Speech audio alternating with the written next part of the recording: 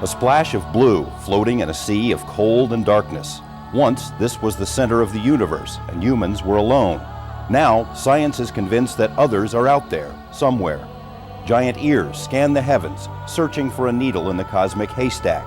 But is the proof we seek right here, in our backyards? Millions of people over thousands of years say they've seen metallic discs in our skies. Thousands more claim close encounters with strange beings. Animals are bloodlessly harvested by seemingly invisible forces and for unknown reasons. Intricate agroglyphs appear mysteriously, the handiwork of unseen artists. And a solemn face stares at us from the surface of Mars, as if watching for a glimmer of comprehension, a possible sign that we might finally be ready for the next step. Science, the government, and the press insist there is no evidence of UFOs or an alien presence, yet people all over the planet seem to sense otherwise. It's as Aldous Huxley once wrote, "Facts do not cease to exist merely because they're ignored." In these programs, we intend to do what scientists and others won't do. Look at the evidence, the best evidence.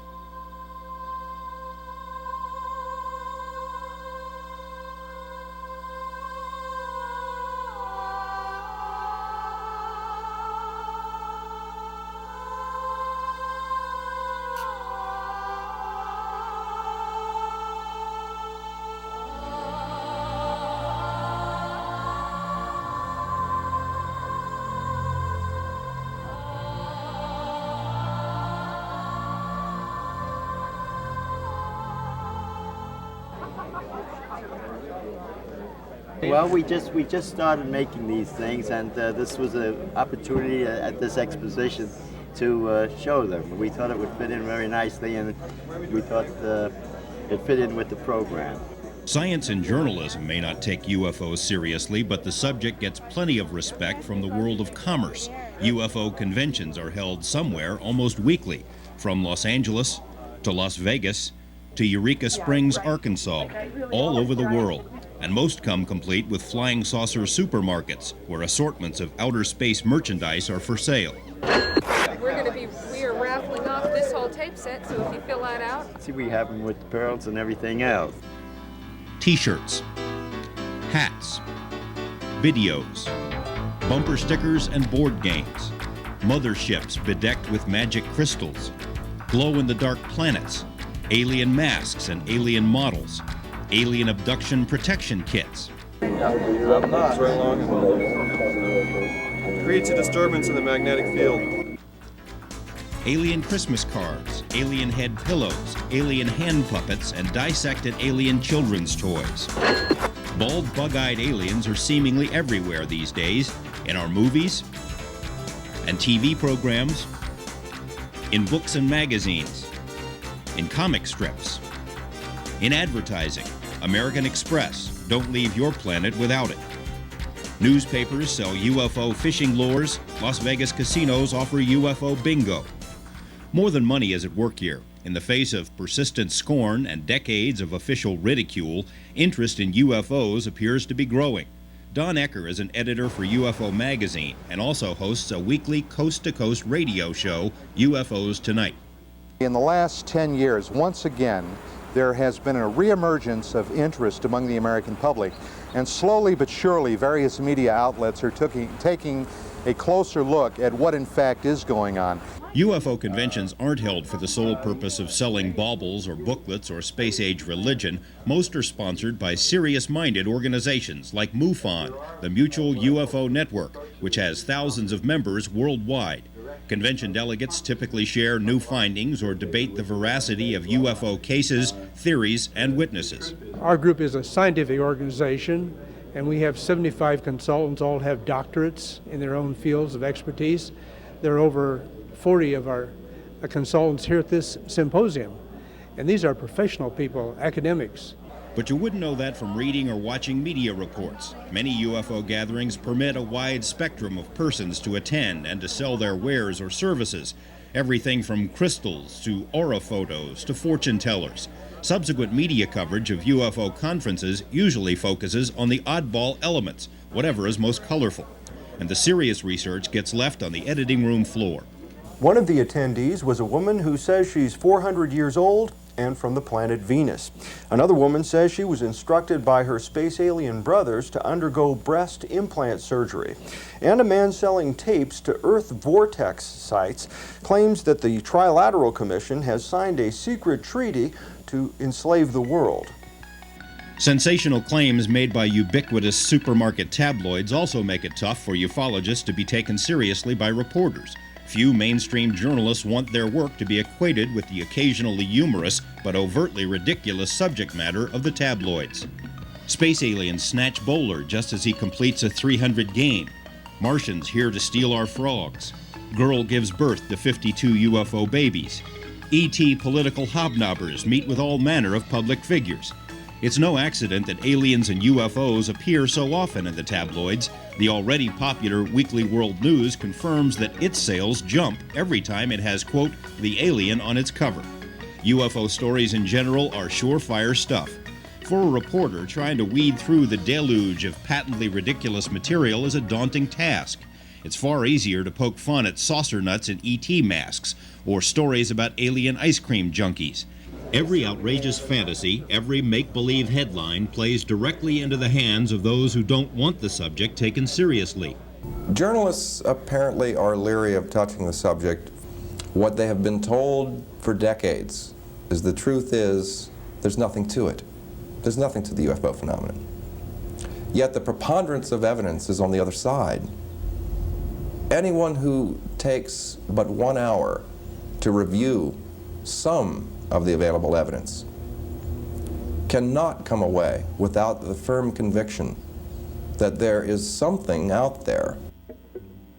Blue moon, you saw me standing alone. UFOs are seen far more often than blue moons, and by some of the most famous people of this century. More on that in a moment.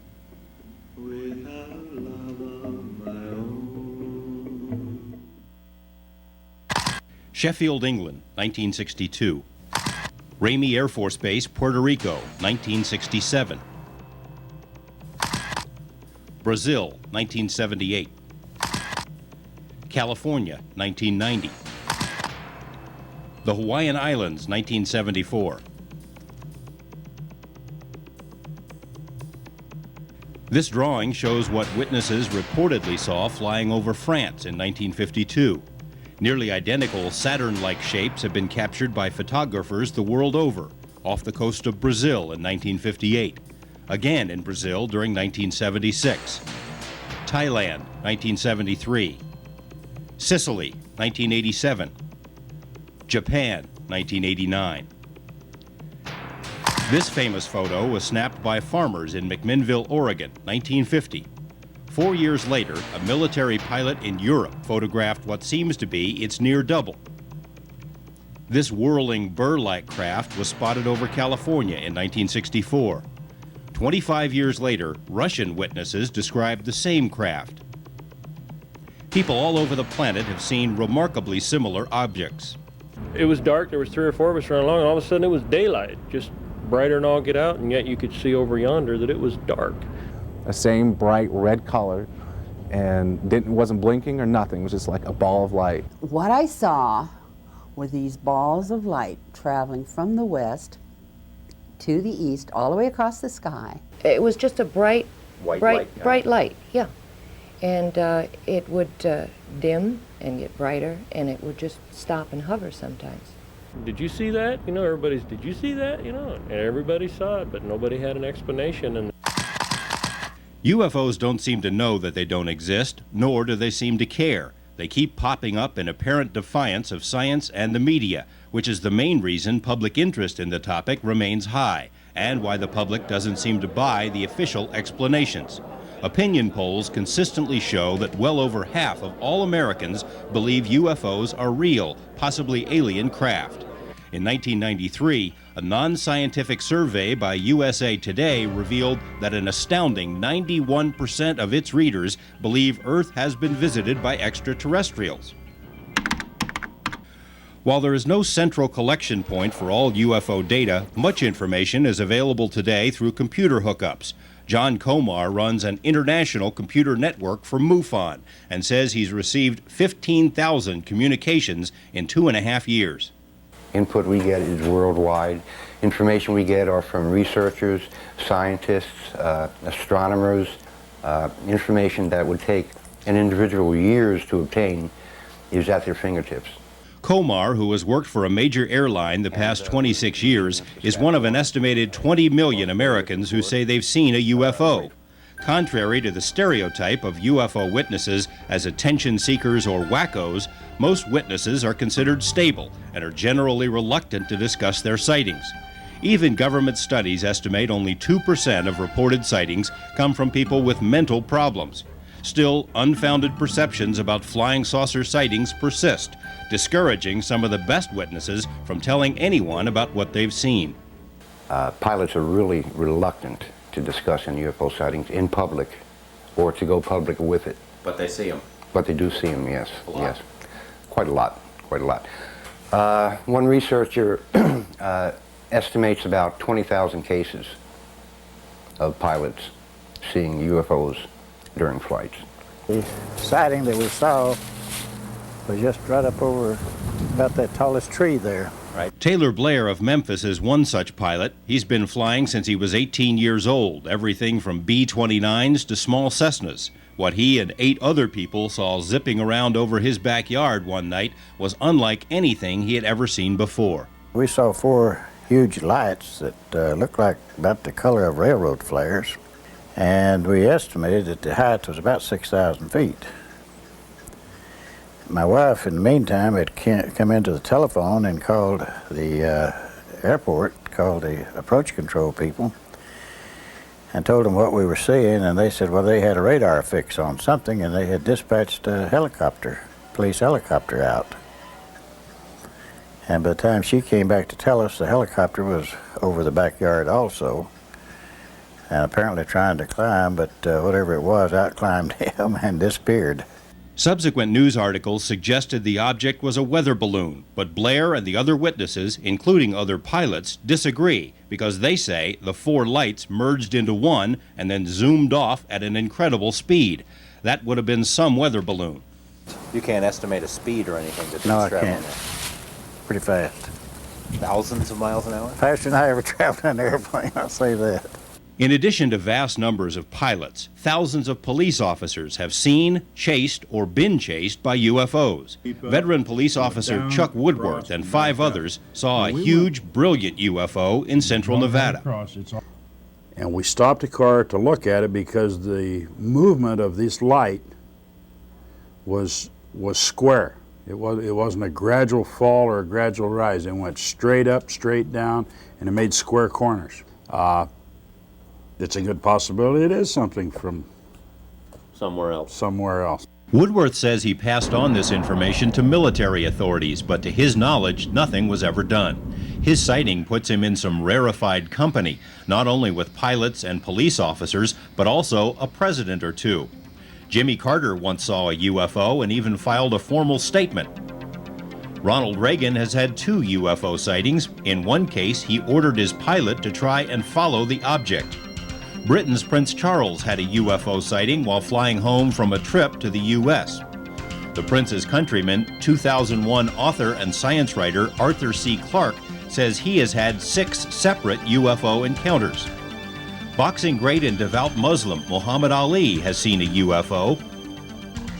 Likewise for the king of rock and roll, Elvis Presley.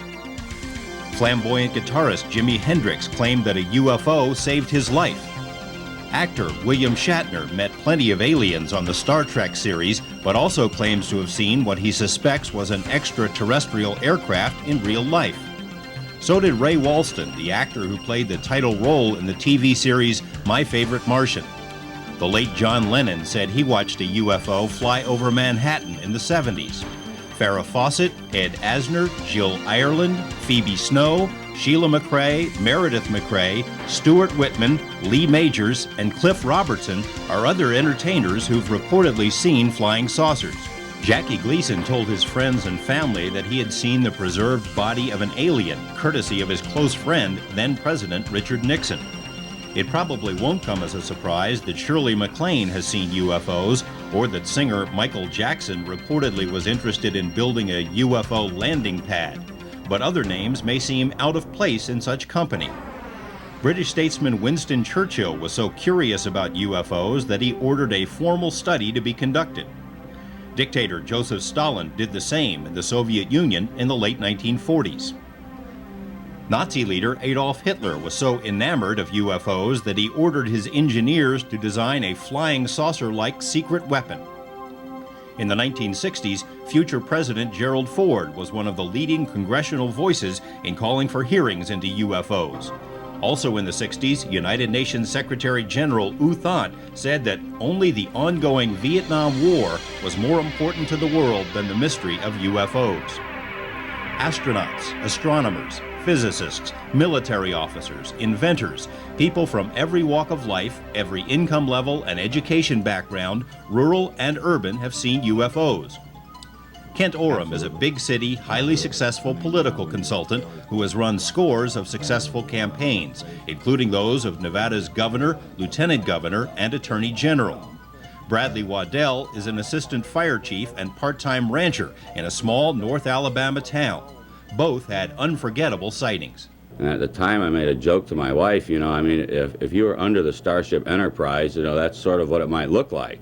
And it was, I would say, it was gigantic, and it was more of a square shape, but it was a lot of lights. And so I had a pair of binoculars in the back of my Ram Charger, so I went to get them. We finally found him, and then we looked up in the sky, and it was gone. Just flat gone. Waddell says he and 3 other witnesses saw a brightly lit UFO land in a wooded area near his home. It was real huge, and it had a lot of lights on it. It had the red and green lights and some white lights, and it was real round. And so we turned around to come back and go and sit there and watch it, and it was done gone. There wasn't no sound, no nothing. There wasn't no lights, no sound, no nothing. Just that's what it looked like with a flying saucer.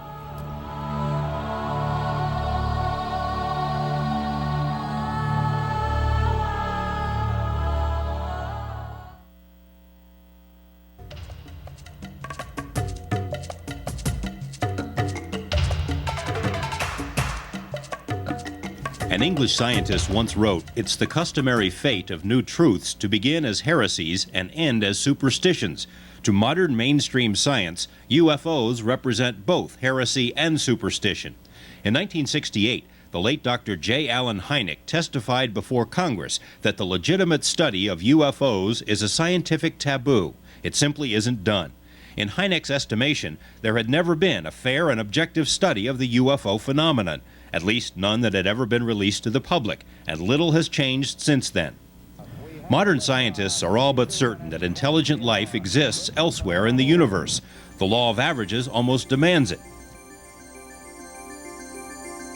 Billions of galaxies, each containing billions of stars, implies there could be untold numbers of other civilizations, societies far older than our own, with greater technological capabilities. Astronomer and pop science writer Dr. Carl Sagan estimates there could be as many as 1 million advanced civilizations in our galaxy alone. But Sagan is also one of the most vocal critics of the study of UFOs. He and others dismiss UFO sightings on the basis of probabilities and what we know of mankind's own technological limitations. In other words, they use theory to explain away data.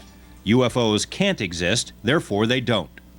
Any scientist that takes the time to look at the data and the facts and the evidence accepts the fact that we have UFOs. You have to have an open mind if you simply make the statement that there's nothing to this thing and ignore it. People like Carl Sagan, who's a brilliant astrophysicist, he's never bothered to read the UFO material. To him, there's nothing there, so don't bother me with the facts.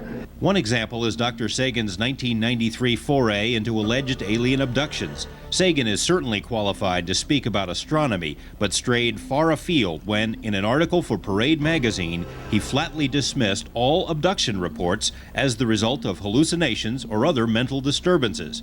Not only is Sagan lacking in psychiatric expertise, he's personally investigated only a handful of alleged abduction cases. Carl Sagan has what I call the arrogance of ignorance.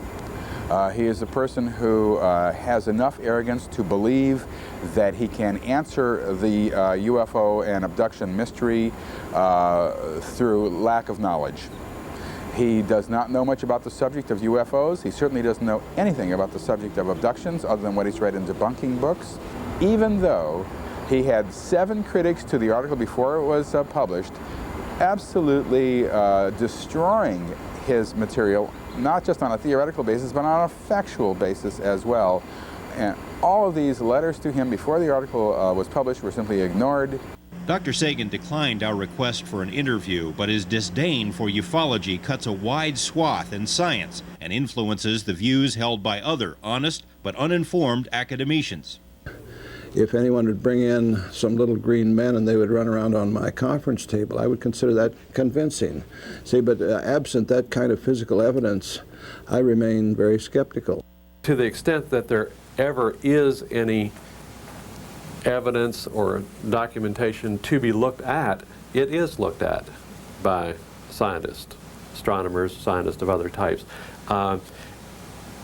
It's that in the vast majority of the cases, there isn't anything to study. Well, none of the scientists who talk about black holes have a piece of a black hole either. You might have noticed that. That's part of the problem with not dealing with the evidence. After all, we have 4,400 physical trace cases from 65 countries last time I checked. Now, when people tell you there's no evidence and then ignore the physical trace cases, I've had lab tests done on dirt that's been affected by the saucer compared to dirt that wasn't affected. There's some very concrete and definite differences. If intelligent life out there is found, that will be the most important discovery in the history of mankind, period. Astronomer Doug Hall, like most of his colleagues, would give almost anything to be around when contact with other intelligent life is confirmed. He just doesn't think it's going to happen anytime soon, and is certain there's not a speck of evidence related to UFOs. There is no evidence that we have been visited. The evidence just isn't there. How much study have you done on the topic? I mean, how much of the data have you looked at?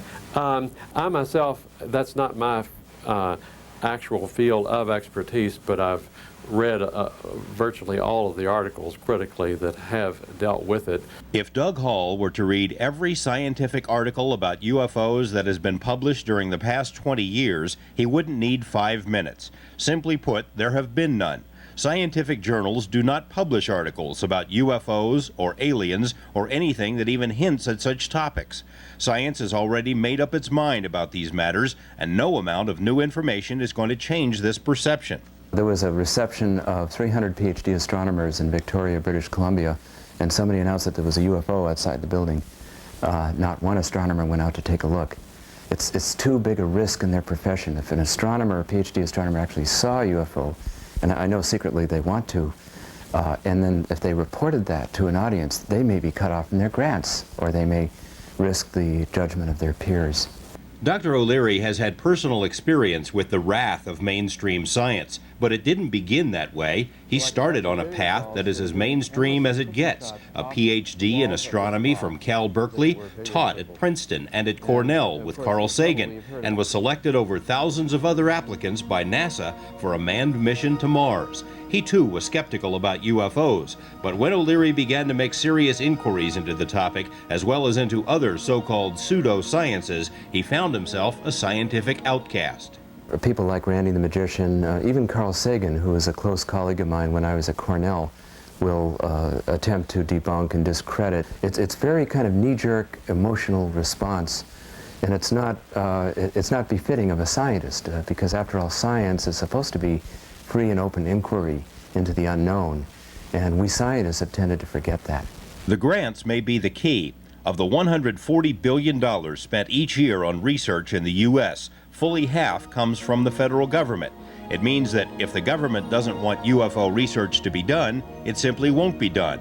And if it is done, it won't get published anywhere that professionals like Doug Hall would be likely to read about it.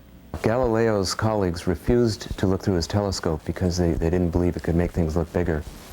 And in the 17th century, the French Academy of Sciences refused to believe meteorites existed because rocks can't fall out of the sky. And so I think that that's what's happening right now with the UFO phenomenon. The leading scientists have gone out of their way to attack ufology. You know, it's been kind of strange with the SETI stuff. You know, they turned on the instrumentation for that microwave searching device. They've gotten $100 million for 10 years worth of listening. And in almost all the articles about that, you'll find an attack on UFOs. Well, we're doing a science, but not that UFO junk. Science is supposed to represent the investigation of the unexplained, not the explanation of the uninvestigated. Today, mainstream science acts almost like a religion, rigid, unyielding, with its own special rules and rights and limitations. Anything which falls outside these rules of reality simply can't exist. Don't worry about the scientific community, because science has become the religion of this period of time. It is not science any longer. It is theology. It is what has replaced theology. This means the study of UFOs is largely left to well-meaning but sometimes untrained, underfinanced outsiders, such as UFO organizations. Many of these amateur investigators, like mainstream scientists, already have their minds made up about UFOs, and this only serves to further lessen the credibility of UFO research in the eyes of already hostile scientists.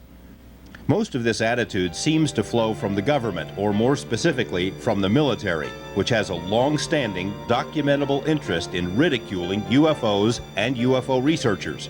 If the government controls the research money, it controls the research, and it has repeatedly gone out of its way to make certain that UFO studies remain in the company of fairy tales and Dr. Seuss stories. The question is, why?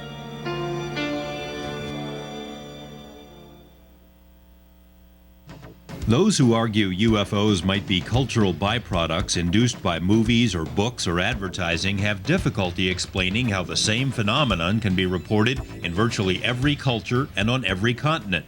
For example, in the late 1980s, an estimated 10,000 Belgians reported seeing a triangular UFO the size of a football field over the period of several months. The Belgian Air Force tracked the UFOs on radar, initiated airborne chases, and launched a formal study.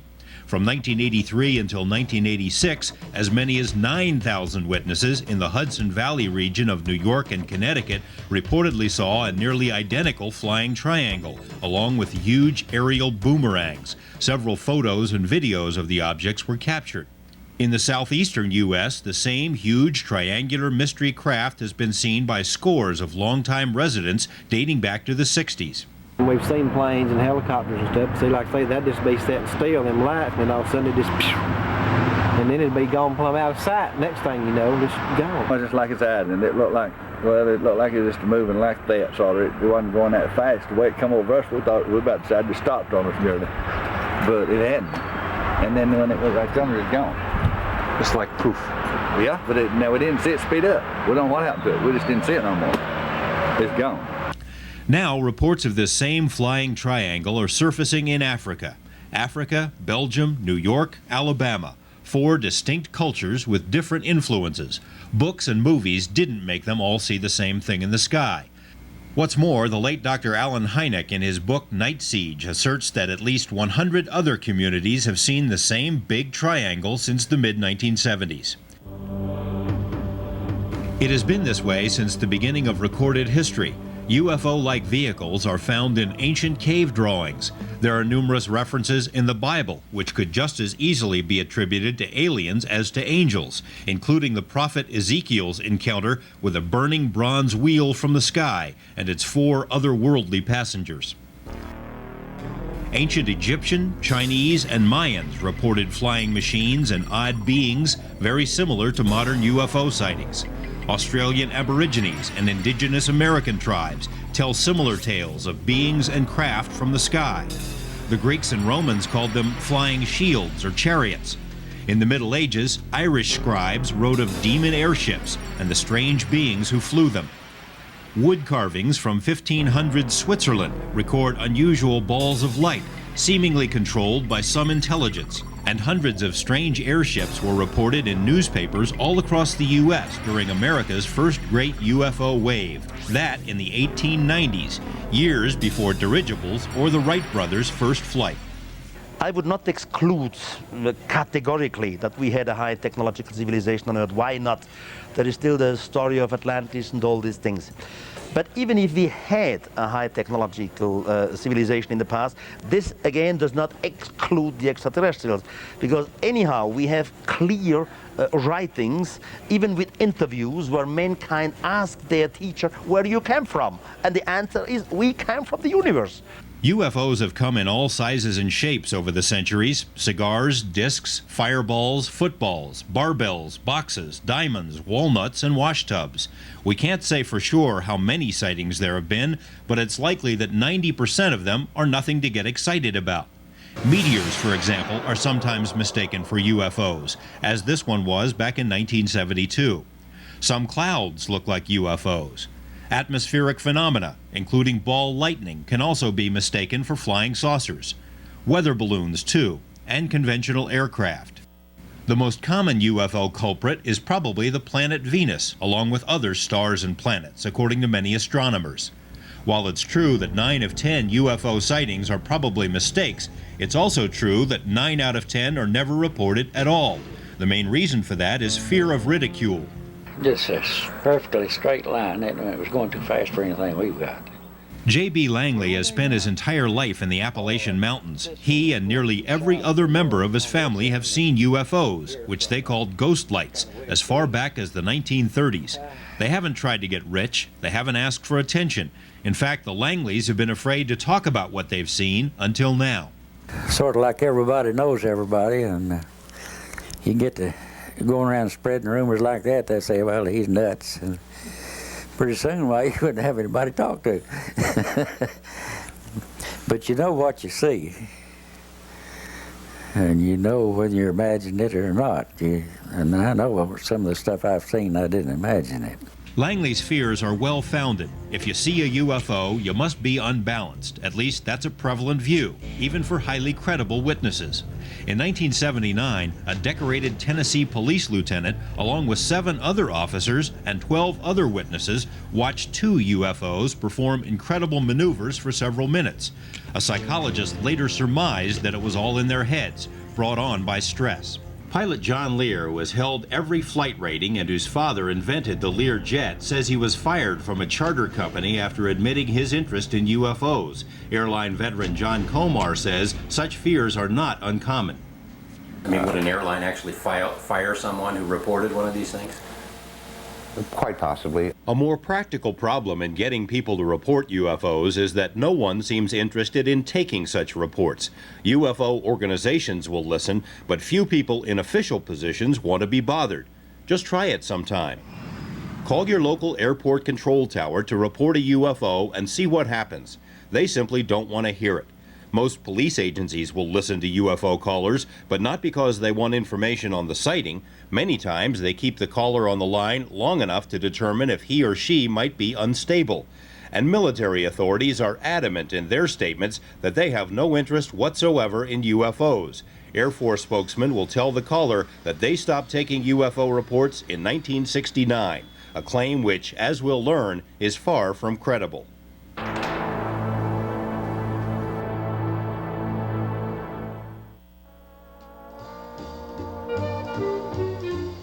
Most people trace the beginning of the modern UFO era to an Idaho pilot and businessman named Kenneth Arnold, whose sighting of 9 silvery UFOs in June 1947 spawned the term flying saucers and kicked off a nationwide UFO frenzy. What neither Arnold nor the rest of the world knew at the time was that the U.S. military was already conducting full-scale secret studies of the so-called saucers. After all, UFO sightings had been common in the final months of World War II. Foo Fighters, they were called. The Allies thought they were Nazi weapons. The Nazis, we learned later, thought they were ours. When the odd vehicles started popping up in the U.S. following the war, it became readily apparent that something was going on. Today, military officials laughingly insist that UFOs are largely imaginary, not a threat at all. But it was a far different story 4 decades ago, before the alleged cover-up was fully implemented. As early as 1948, top-secret studies by the Army and FBI had concluded that whatever was flying around was real, metallic, capable of incredible maneuvers and of unknown origin. Subsequent studies by the Air Force concluded matter-of-factly that the craft were most likely extraterrestrial, but the public wasn't allowed to hear those conclusions. There was a report issued in 1949, a classified document then, stating that the Air Force had by that point in time investigated some X number of sighting cases, X number of UFO cases. 80% remained unexplained in 1949. Yet they were telling the public at that time, in public press releases dated the same month, that only 10% remained unexplained. Flat out lie to the press. Why did they do that? It is a question that is still being asked. Why? Whatever the answer, the Pentagon's approach to UFOs changed, encouraged by recommendations from the CIA, which urged that UFOs be stripped of their aura of mystery, lest some foreign enemy exploit them. From the early 50s on, military studies of UFOs were, in the view of many, little more than public relations exercises. Yes, there has been a clear-cut, solid, strong, I'll call it propaganda effort of disinformation right from the start. In the ensuing decades, hundreds of former military personnel have come forward to tell of their UFO experiences and of the evidence they viewed with their own eyes. We succeeded in getting collecting information probably 2 or 3 times a week. And some of the cases, of the contact cases, were quite spectacular. They were seen to descend and land on the ice. They were seen to take off from the ice and snow. They were seen to land in the water up there, the open water, and descend underwater. Others were seen coming out of water. They were traveling at such rates of speed. The sweep on the radar comes around every 5 seconds. The rate of speed was so great we could not, it disappeared off the radar before we could get a check the speed on them. How fast is that? Well, it was well over 2,000, well over. And this is back in the 50s? This is back in the 50s, yeah. The next morning, the Alaskan Air Command issued a general order to all personnel and civilian personnel, all military and civilian personnel, a gag order, in essence, that what you thought you saw and heard on the previous day to this directive, you did not see and you did not hear. And it did not happen. Critics insist that a secret of this magnitude could never be kept, and that even if it were, the Freedom of Information Act would allow access to all relevant government documents. In reality, this isn't much of a secret anymore. Too many people have testified about their personal involvement in UFO intelligence operations. The question is, why have so few people paid attention to those stories? As for the Freedom of Information Act, it's been invaluable in forcing the release of thousands of UFO documents, but even its greatest supporters admit that the most sensitive information is still being withheld. Those documents which are released are often heavily censored. Many files are never released at all. The very existence of other records is falsely denied. We're dealing with the biggest story of the millennium.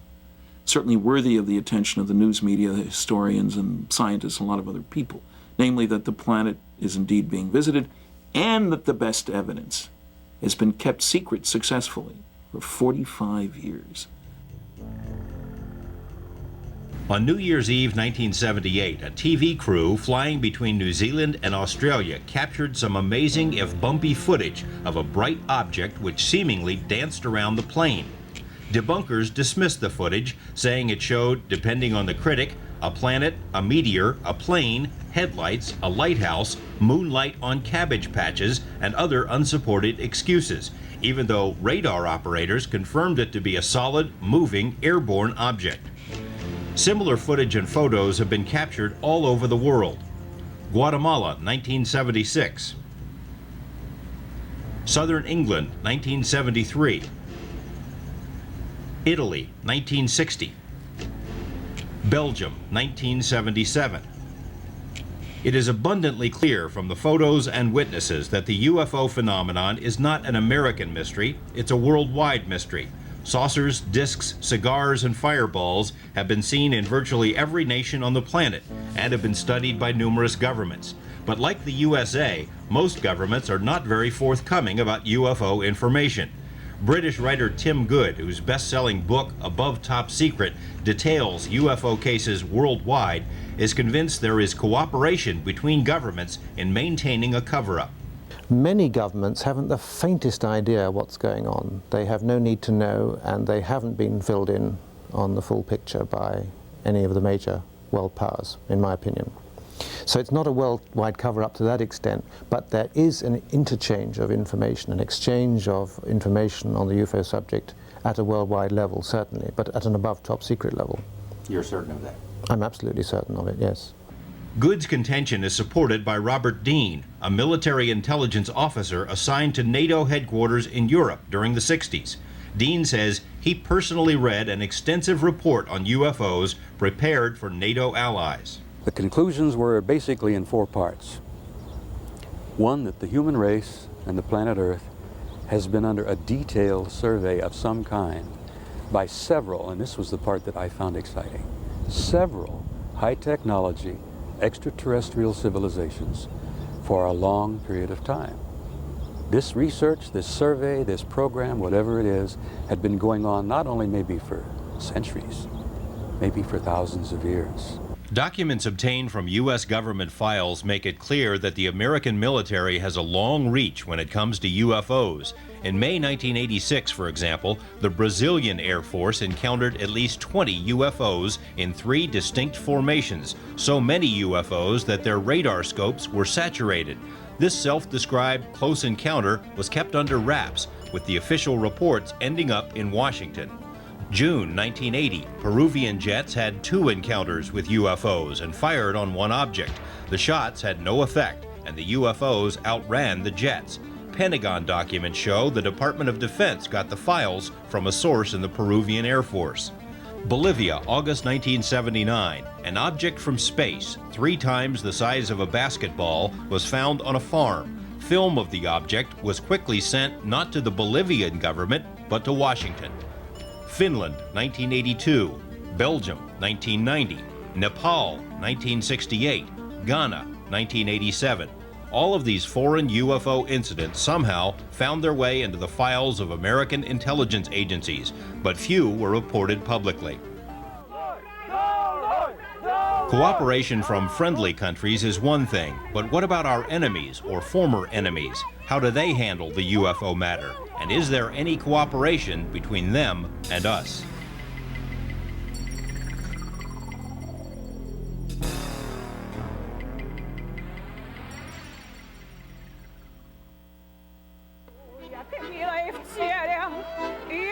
Mother Russia is singing a new tune these days. The Berlin Wall has crumbled and the Iron Curtain has parted, allowing the Russian people to experiment with a free market economy and allowing the rest of us a glimpse into a world that was, by and large, sealed off from the outside for decades. Even the KGB has opened some of its files to Western researchers and journalists.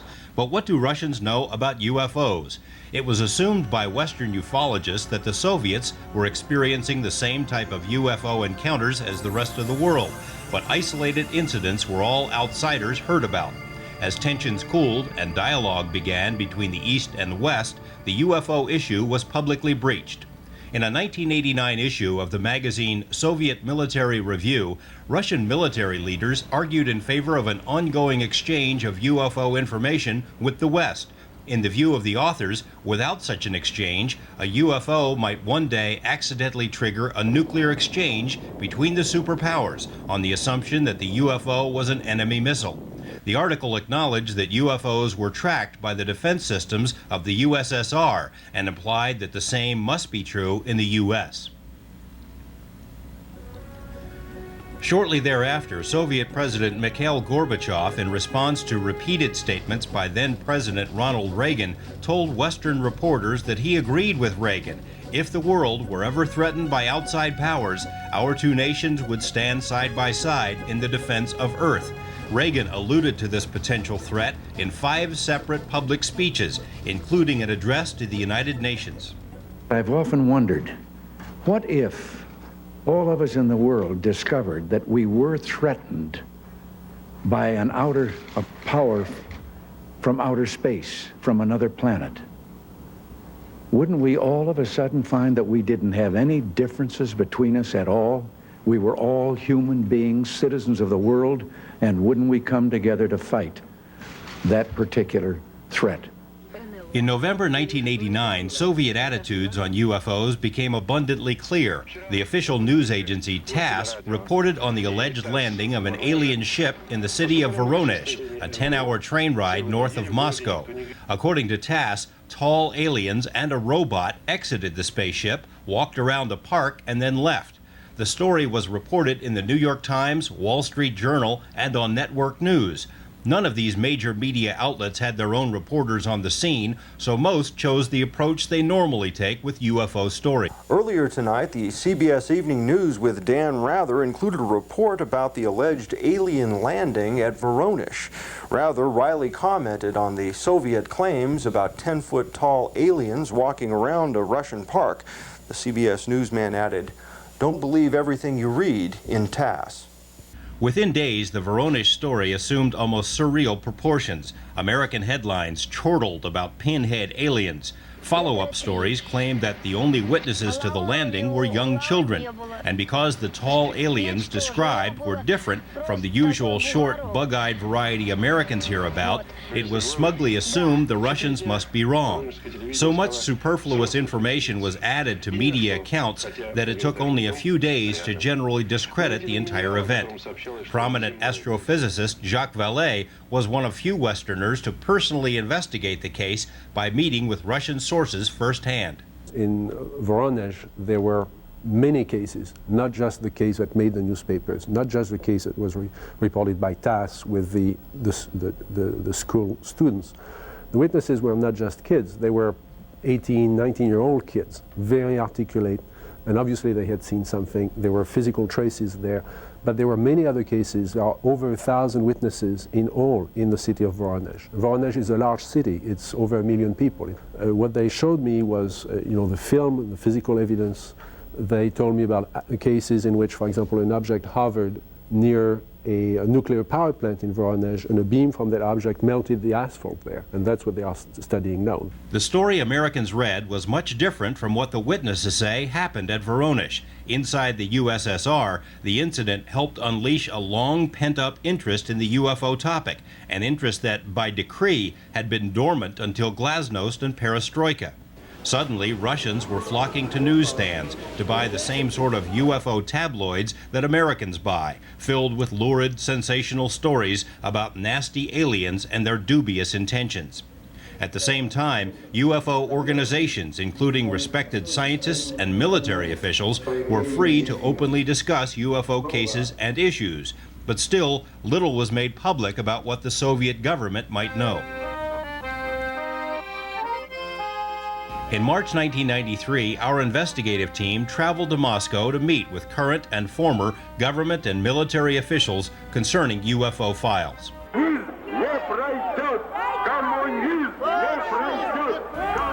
The journey was undertaken during a period of dramatic political and social upheaval in Russia, but few events could be as dramatic or as important as what was uncovered about UFOs and human knowledge of the alien presence. Russian physicist Nikolai Kapranov, a national security advisor to the Soviet parliament, spent months making the crucial contacts with sources who would not otherwise be available to Westerners and who almost certainly would never have been accessible to Western journalists. Kapranov had heard rumblings about UFO studies over the years, but he was far from being a believer. That is, until he started asking questions of people in high places. More and more I started to think that this is something for real. And there are facts, and I've seen some materials one can't, just drop. What I learned about the UFO is that they're certainly for real, and that the UFO is one fragment of a very diverse and strong phenomena. Military people are looking at that very seriously. With Kapranov's assistance, our team succeeded in making contact with a previously hidden echelon of UFO researchers, dedicated scientists who had pursued their interest in alien visitors during the darkest days of communism, and whose findings have never before seen the light of day. A government biologist who analyzes soil samples from UFO landing sites. a Moscow professor who has secretly directed a discreet organization of high-level scientists and military personnel interested in UFOs. An author and physicist who began studying UFOs in the 50s and who became a non-person when he refused to quit talking and writing about the subject. An engineer in the Russian SDI program who asserts the Soviet military long ago determined that UFOs were interplanetary and who says UFO data has been incorporated into Russian beam weapon research. And a shadowy man who currently heads the ongoing Ministry of Defense study of UFOs and aliens.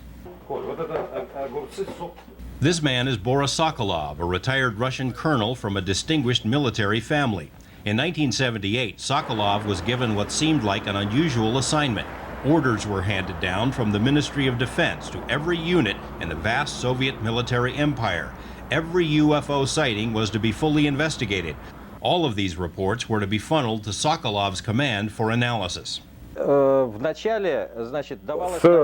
an order was given to those pilots to chase the UFO and to shoot it. There were 40 episodes like this, like that. Hundreds of Sokolov's most intriguing cases were compiled into this thick volume. Although much of the data is still being evaluated, it appears the Russians accumulated a mammoth amount of information about UFOs. The assumption that these craft were from somewhere else, perhaps outer space, became a foregone conclusion. The importance of these revelations is difficult to overstate. In Russia, of all places, a country still experimenting with democracy, it is now permissible for former military men and government scientists to admit a long-standing involvement in clandestine UFO research. In America, the cradle of freedom, it's another story.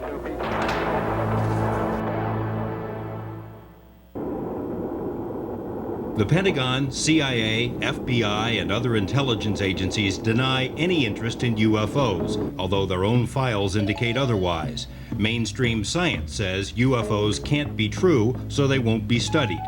Big-time journalism won't touch this story with a 10-foot typewriter. None of this matters. UFOs refuse to go away, and no amount of official put-downs will change this. Regular people all over the world almost instinctively recognize that something is happening. We all share a common question. What is going on? I really would like to know. I really would. And I really would like everybody to know.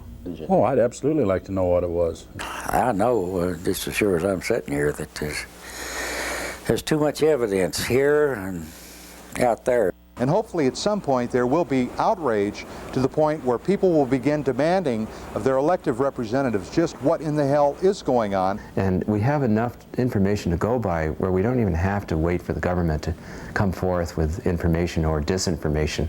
We already have a lot of information in the public domain. So now it's incumbent on us scientists to get to work and see what we can figure out with this. If you're not concerned or interested in this, you're simply uninformed.